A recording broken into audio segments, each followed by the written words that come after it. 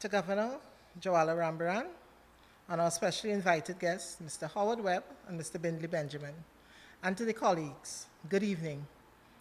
It is with great pleasure that I welcome you to the OFSO's new office in Tobago.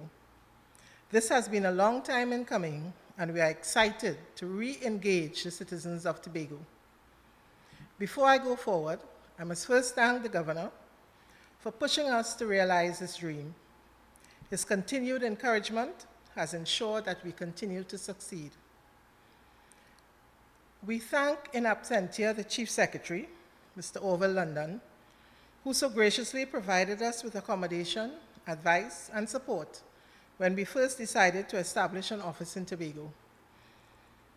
To our two specially invited guests, Mr. Howard Webb, and in absentia his wife, Mrs. Agnes Webb, who have been very influential in helping the OFSO reach the various target groups in Tobago, and who inevitably put us in touch with Mr. Bindley Benjamin, owner and operator of the Caribana building.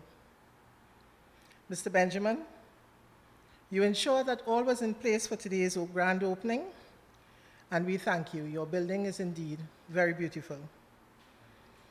Our move to this occasion was strategic because we can't foresee more citizens coming to our doors. This new location provides us with more space to accommodate the public, and of course, the scenic view is fantastic. Who wouldn't want to visit us here? Our location is also prime real estate, as we share the compound with the Ministry of Legal Affairs, Legal Aid and the Advisory Authority, the Auditor General's Department, and of course, the Office of the Ombudsman of Trinidad and Tobago. The OFSO is excited to serve the people of Tobago, and we hope that as we open our doors to the public, that many more will seek our help in resolving disputes between commercial banks, non-banks, and insurance companies. Tobagonians have been calling for our services, asking for more information, so we are here to help. Our recently concluded annual breakfast meeting outlined all the work that the office had accomplished over the last year, including the launch of our website and the OFSO's mobile application. And now we can add the launch of our Tobago office to our list of accomplishments. Again, we thank you for celebrating this milestone with us, and we look forward to serving the citizens of Tobago. Thank you. As many of you know, securing a home is typically a rite of passage for adults. And finding a place to call your own is a way of establishing presence for many institutions. And I must say I'm heartened to know that the services of Ms. Susan Roach and her team are most welcome and regularly embraced here in Tobago. And I think that is testimony to the work that the OFSO is doing here on the island. At the same time, I want to thank the THA and particularly the Chief Secretary for allowing us to use the facilities at the Victor Bruce Financial Complex over the last few years. And for that, we are very grateful because it has allowed the OFSO to build on its presence here on the island.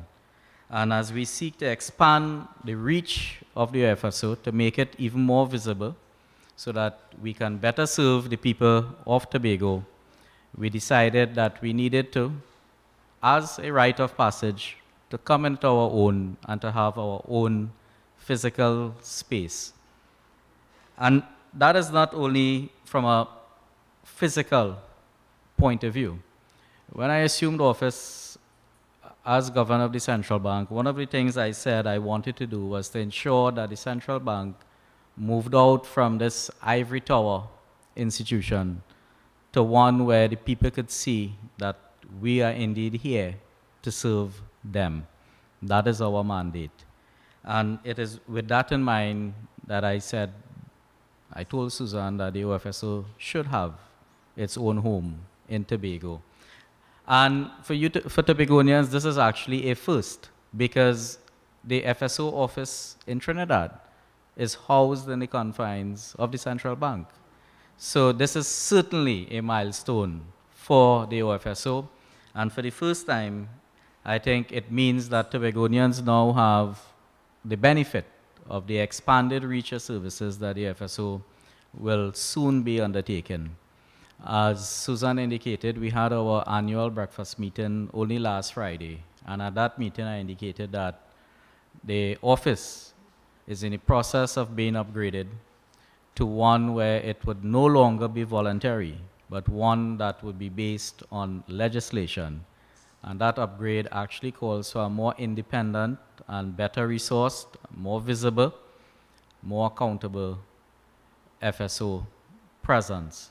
It essentially means that we are upgrading the entire regime of financial consumer protection, and the people of Tobago would actually be the first to benefit from that new direction and new trust that we are charting.